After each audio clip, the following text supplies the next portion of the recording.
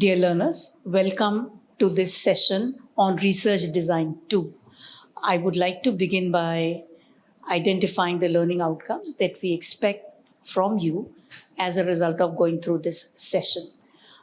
You should be able to explain causal research design and the options that our researcher, in this case, Mohan, has related to experimental research design. You should also be able to distinguish between the conditions under which experimental research design and quasi-experimental research design can be used. You should be able to define the outcomes that you will be getting from various kinds of research design options that you are using in causal research. So if you are able to reasonably achieve those outcomes, you would have learned significantly from this session.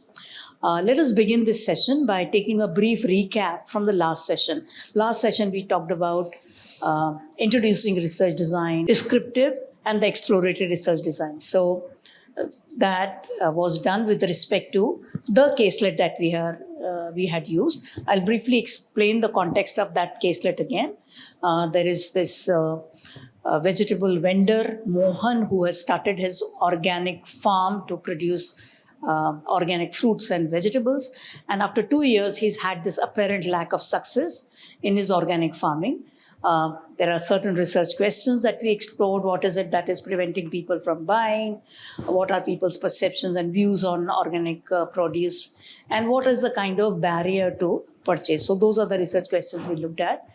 We also, therefore, tried to identify what are the research design options in exploratory and descriptive research design does he have? What are the conditions that he can use to select which option he will be using? And we looked at the expected outcomes.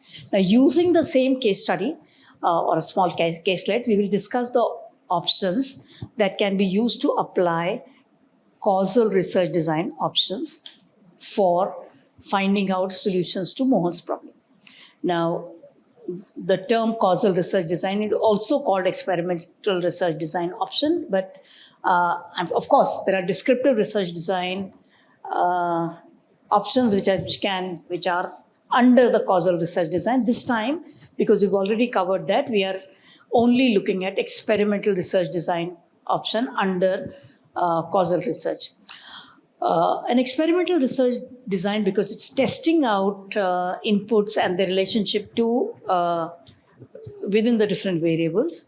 It's a powerful, systematic, and scientific method used in business studies to determine cause and effect relationships between variables. Of course, they can be used in social settings and other lab settings. We are only referring to the business studies segment here. In this case, the researcher manipulates one or more independent variables that he selects and controls or randomizes other variables so that he can observe the effect of this independent variable on one or more dependent variables. So the way you set up the experiment would determine how many variables are you taking, how many variables are you testing the impact on, and so on. The question is, why do we need to use experimental research design at all? The first reason is that it allows you to study a cause and effect relationship. It allows causality, to identify causal relationship between variables, which is very crucial for making informed business decisions. You need to know what would be the impact of one particular advertising format on awareness or interest among the consumers and so on. So you need to say how exactly does a variable impact resultant behavior or resultant willingness or so. So we need to exactly know or have a very clear idea of this kind of a cause and effect relationship before we can have informed decision making practiced. So when you have choices of variables and you have multiple options to apply in your pricing strategy, your channel design, your communication strategy, you need to know what is the likely impact I can expect when I use this combination of variables. Okay. Experimental research design is also used because you can have a control over variables, because you're manipulating the independent variable and controlling the usage or controlling the behavior of the extraneous factors. You can isolate the effect of the independent variable on the variable of your own interest. So you do a controlling of situations where you can find out the cause and effect relationship between variables. Because you are doing this study in a sort of a setup experiment, it allows you to have more precise and accurate results compared to the observational method of observing behavior between independent and dependent variables. Again, because experiments are done under a controlled setting, you can replicate those settings and have the experiment repeated. You can replicate the experiment multiple times so that you can then validate your findings over a period of time, over different experiments and so on. So this validity and reliability can be established. For decisions on policy, strategy, decision making, experimental research design provides you solid evidence for business leaders, decision makers to have their strategic decisions have a foundation of verifiable facts. So wherever there are conditions of uncertainty and risk, you can have a basic foundation of factual data. Now, what are the key components of experimental research design? Before you set up an experimental research design, you need to clearly identify what is the variable whose impact you're going to study. So the independent variable that you are going to manipulate so that the different values can be used to study the impact on dependent variables. So that variable that you will be manipulating is called the independent variable. There could be one or several dependent variables. The variable that is measured to see how it is affected by the change in the independent variable. For example, if you use price as your independent variable, willingness to buy, reluctance to buy, and so on. All those could be frequency of buying, volume of buying, all of those could be dependent variables. Just taking an example. The group that receives the experimental treatment on which you are, where you are manipulating your independent variable is used as a benchmark and is called the control group. Idea in experimental research design is that any participant could be assigned to any group, the control group or the experimental group. So you could actually, this assignment is done randomly so that each member in the group has got an equal chance of being allocated to different groups. Now, the other component is replication, which I already discussed, that you can repeat that experiment in similar settings so that you can validate your research as you go on. There are several types of experimental research designs. One is the pre-experimental design. While we have dependent and independent variables, we do not do random assignments, and they are less rigorous. These are normally done as a sort of a pilot experiment to be able to clearly identify the way you want to define your variables later. And so it's a pre-experimental design before a true experimentation is set up. So one of the ways of doing that is a one-shot case study where you just conduct a case study of an identified segment and then hope that similar segments will produce similar behavior. Again, select a single group and do a pre-test, post-test where you incorporate or implement a particular version of the independent variable and see what is the impact of before and after using this or manipulating this independent variable.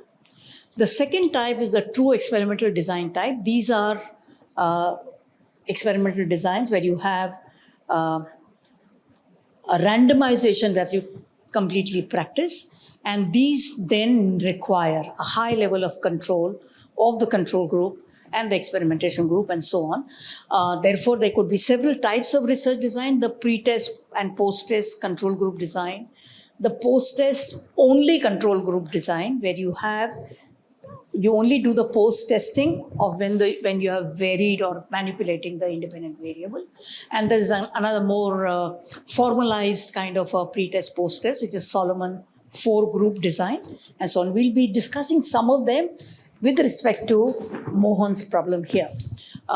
They're also quasi-experimental design when you want to actually conduct an experiment on an ongoing situation or an in-field situation. Therefore, because there is a pre-established kind of groups already operating, these designs do not include random assignment, but attempt to establish causality. Because we are doing a controlled variation of the independent or manipulation of the independent variable, we can actually establish a cause and effect relationship. And there are two kinds of quasi-experimental designs which are quite popular. One is the non-equivalent control group design, and the other is an interruptive time series design. You would realize that the second one is a temporal design where you do it over a period of time rather than over different control groups. Now, for Mohan's case, what is it that we would like to use? The one kind of experiment that you can set up is you can change the marketing variable and that measure variables effectiveness testing equipment, so that you can either use price, or you can use packaging, or you can use advertising variables or channel variation. So these variations can be manipulated, and then you can keep on testing what is the impact of these on consumer buying behavior, their readiness to buy, their adoption behavior. So that's one kind of experiment. The second kind of experiment is that you identify what is the value proposition you're going to use for his organic produce. It could be a health benefit, it could be a sustainability benefit, it could be a cost of price for value kind of a benefit. So what is the proposition you want to attach? Or it could be a neighborhood supplier sending you fresh grown, which is harvested the same day and given to you the same day. So you identify as a result of, you identify what are the value proposition. You can check different value propositions, conduct an experiment, and then define what is they get insights on what variables to, what proposition that you would like to use. Okay, let's look at the first kind of experiment where you are trying to unveil the organic advantage, so that you're conducting an experiment, setting up an experiment where you're combining sensory inputs and price experiment. The objective here is to combine the independent variables of price sensitivity with sensory evaluation by the consumers to understand how the label of organic influences the buying decision of people. And how do you do that? You do that by conducting a sensory evaluation along with a willingness to pay experiment. So you divide your potential customers into two groups. One is group A, where you do not put a label of organic on the produce. You blindly sample both conventional and organic versions of the same fruits and vegetables. And after tasting, the participants should rate the perceived quality, taste, and what is the ideal purchase price that they'll be willing to pay for this type of apple, and so on. So everyone rates. So you're testing two things. One is the taste perception or the quality perception, and the purchase price that they would be willing to pay. So what you're testing is willingness to pay.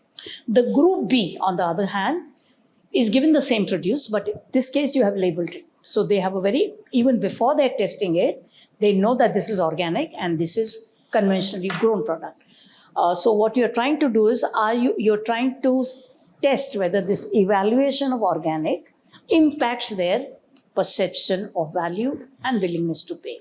So, therefore, what you're able to analyze is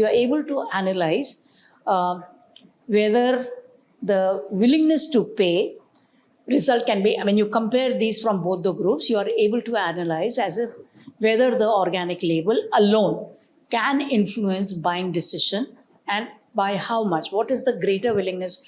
What is the willingness of people to pay a higher price to what level? So this is something that you actually measured by conducting this experiment.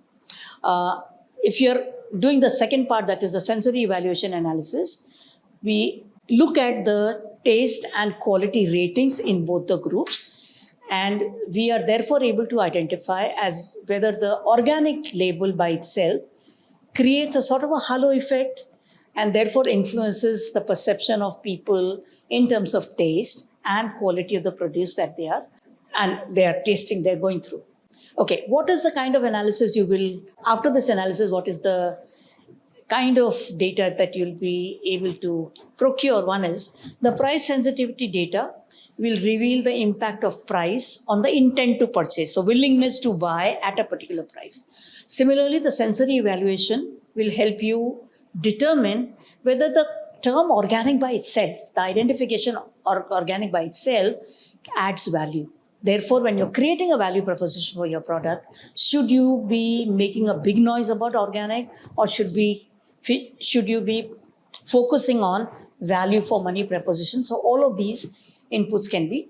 So this will help Mohan to strategize his pricing and messaging.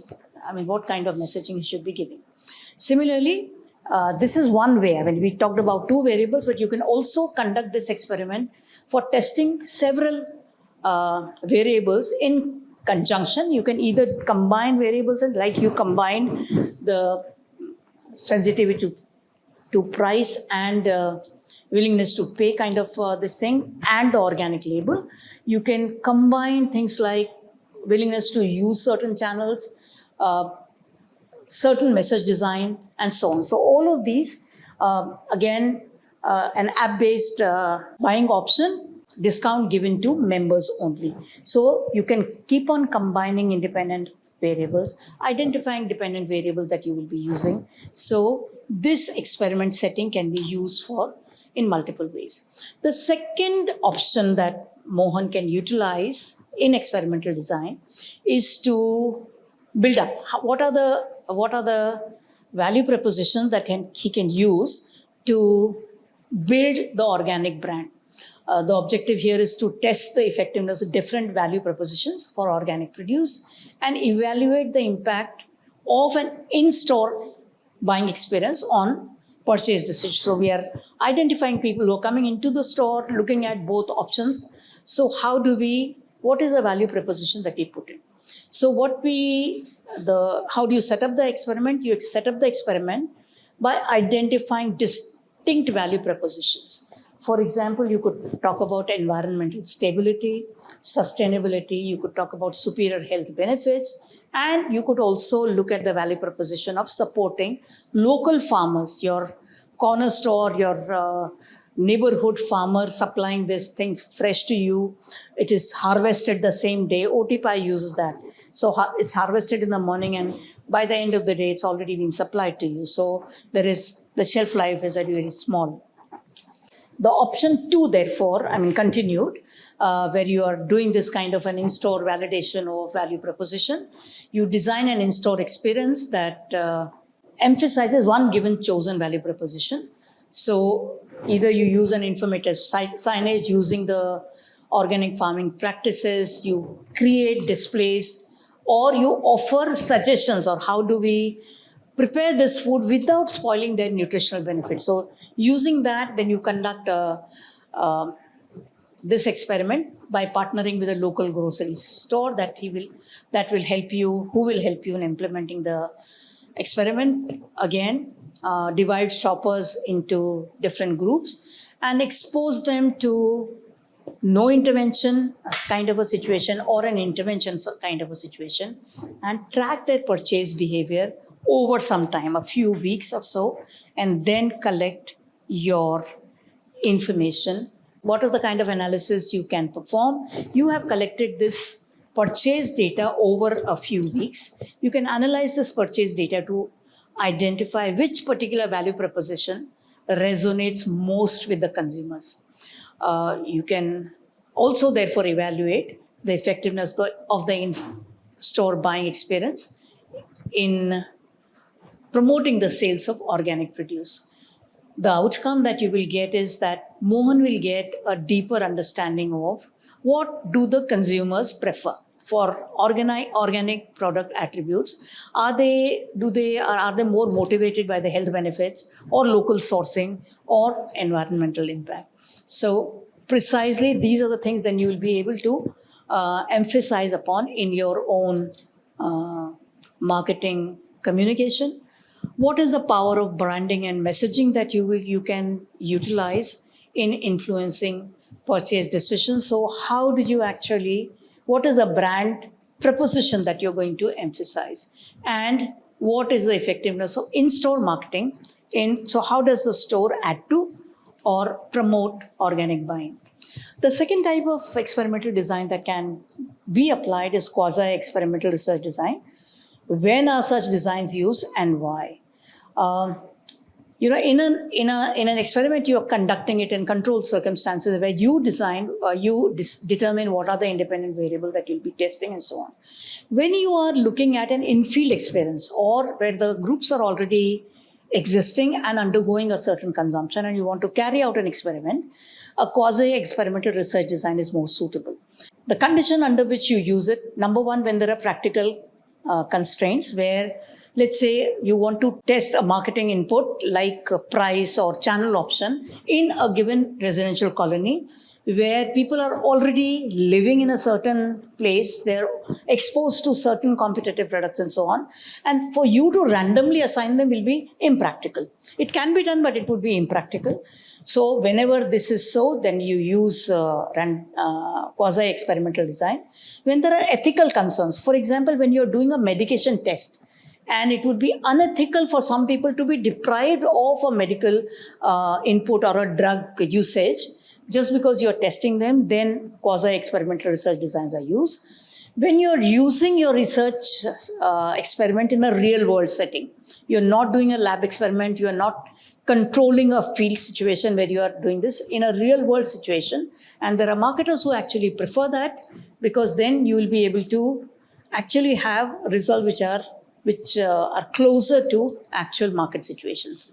I already explained whenever there are pre-existing groups where you can't randomize.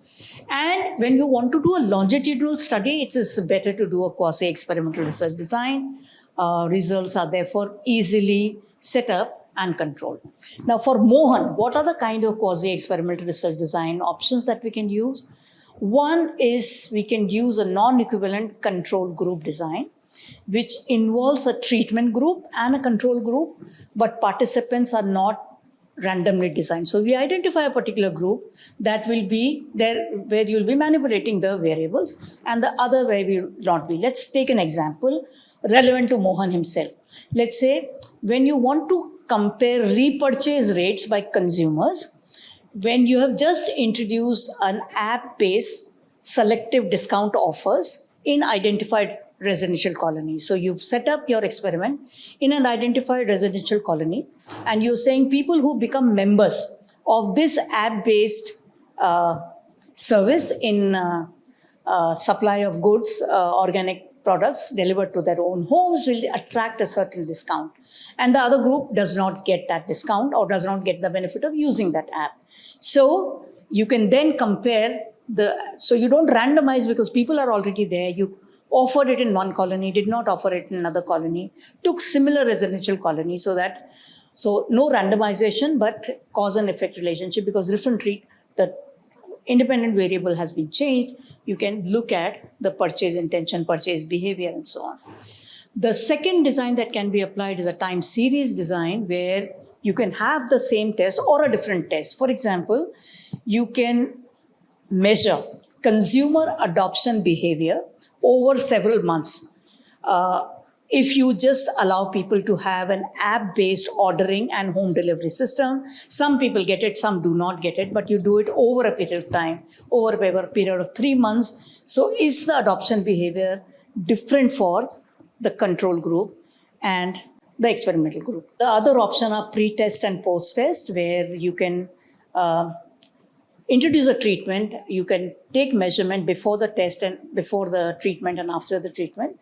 For example, you introduce a tamper-proof transparent packaging and then say what is the impact on people. In most time there is home delivery, you leave the package outside the homes and some people may prefer a tamper-proof packaging. So you introduce this packaging as an independent variable and measure what is the pre-test and post-test impact, again, you do the same type of testing, but do it over interrupted time series design.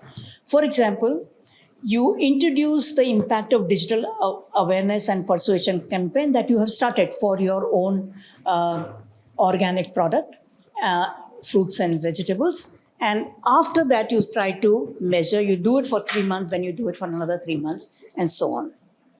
So, what are the potential benefits when you're using this quasi-experimental design? Is that it allows you insights and allows you to establish cause and effect relationship without randomization or that kind. You have a greater flexibility. So, when you need to accommodate practical, ethical, and real-world constraints, you utilize quasi-experimental design. So, it's more feasible than setting up a true lab-based experiment. Ethical consideration can be adjusted. Because you are doing this quasi-experimental research design in a real-world setting, you have a greater degree of external validity. So results are generally more generalizable because you've actually conducted it in a real-world situation with your competitors being there, other customers being there, and so on. And because of this adaptability, this is a more flexible design.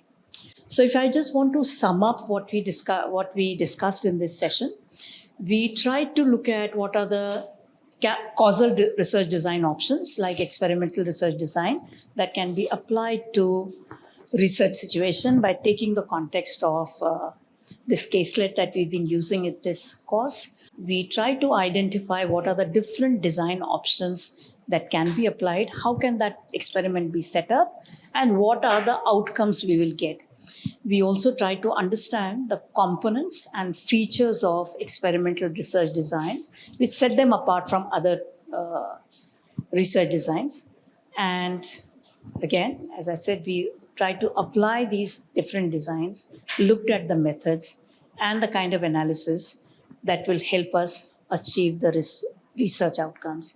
I hope this session was useful to you in understanding experimental research design. I must admit that in this time of data-driven decision, there are a huge variety of experimental research designs available. It's not possible to compact all of them in a single session, but I've given you the general classes of experimental research design, and you can always explore more on other experimental research. Thank you very much. I hope you enjoyed the session.